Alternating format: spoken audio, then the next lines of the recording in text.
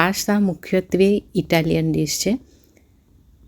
લાલ sauce એટલે કે red સોસમાં pasta કેવી રીતે બનાવવામાં આવે છે, એટલે પાસ્તા સાથે રેડ સોસની પણ રેસીપી આજે હું આપવાની છું. નાના મોટા સૌને પાસ્તા ભાવતા હોય છે. અત્યારે તો ટ્રેન્ડ થઈ ગયો છે અને આમાં ફ્યુઝન પણ ઘણા આવ્યા છે. તમે વેજીટેબલ પાસ્તા, દેશી પાસ્તા પણ બનાવી શકો છો. શરૂ કરીએ.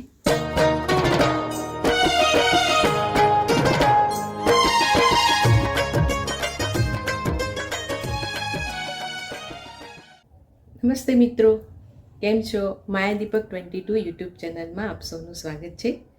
આજની રેસીપી શરૂ કરીએ એ પહેલાં તમે મારી ચેનલ સબસ્ક્રાઈબ ના કરી હોય તો માયા દીપક 22 સબસ્ક્રાઈબ કરો, લાઈક કરો, શેર કરો અને કોમેન્ટ કરો. તો શરૂ કરીએ આજની સરસ મજાની રેસીપી. સૌ પ્રથમ 3 લીટર પાણીને ઉકાળવા મૂકીએ છીએ. એમાં 1.5 ચમચી મીઠું ઉમેરીએ છીએ. 1 ટેબલ સ્પૂન ઓલિવ ઓઇલ ઉમેરી પાસ્તા ઉમેરીએ છીએ. આ ફ્યુસીલી છે, સર્પાકાર આકારના આવા પાસ્તા આવે છે. પાસ્તામાં પણ ખૂબ ઘણી જાત આવે છે. તમે જુદા જુદા પ્રકારના પાસ્તા પણ બનાવી શકો છો. તો પાણી ઉકળે ત્યારે ચેક કરતા રહેવાનું છે. બરોબર ચડી જાય પછી જ એને બહાર કાઢવાના છે. આ ચડી ગયા છે. હવે સ્ટ્રેનરમાં લઈ વધારાનું પાણી કાઢી ઉપર થોડુંક ઠંડુ પાણી રેડી દઈએ છીએ. ઠંડુ પાણી કુકિંગ પ્રોસેસને અટકાવશે અને જ્યારે તમે તેલ ઉમેરશો ત્યારે પાસ્તા એકબીજા પર ચોંટશે નહીં. 3 લીટર પાણીને ઉકાળવા મૂકીએ છીએ. 1 કિલો ટામેટાં લઈએ છીએ. આવી રીતે ક્રોસમાં ચીરા કરી લઈએ છીએ. પાણીમાં ઉમેરી દઈએ છીએ. સૂકા લાલ મરચાં ઉમેરીએ છીએ. તીખાશ તમારે જોઈએ એ પ્રમાણે ઉમેરવાના છે. મેં કાપીને 5 થી 6 ઉમેર્યા છે. પાણી ઉકળે એટલે 5 જ મિનિટમાં તમારે ટામેટાને ચેક કરી લેવાના છે. છાલ નીકળવા માંડે એટલે ગેસ બંધ કરી બીજા વાસણમાં ટ્રાન્સફર કરી ઠંડા થવા દેવાના છે.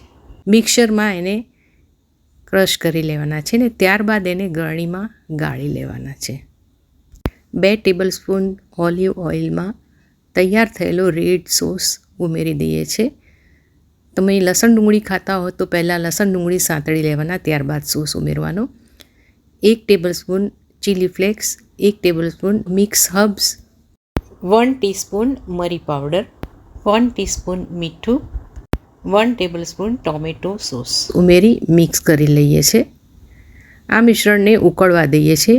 ઉકળશે એટલે તેમાં વધારાનું પાણી હશે એ બધું બળી જશે અને એનો ટેસ્ટ બહારના જેવો જ સરસ આવશે. બજારમાં પાસ્તા સોસ રેડી મળે છે, એનાથી પણ તમે પાસ્તા બનાવી શકો છો. પણ આ ઘરે બહુ સરળ રહે છે. ઘટ થવા આવ્યો છે ત્યારે બાફી લીધેલા પાસ્તાને હાથથી છૂટા કરીને મિક્સ કરી લઈએ છીએ.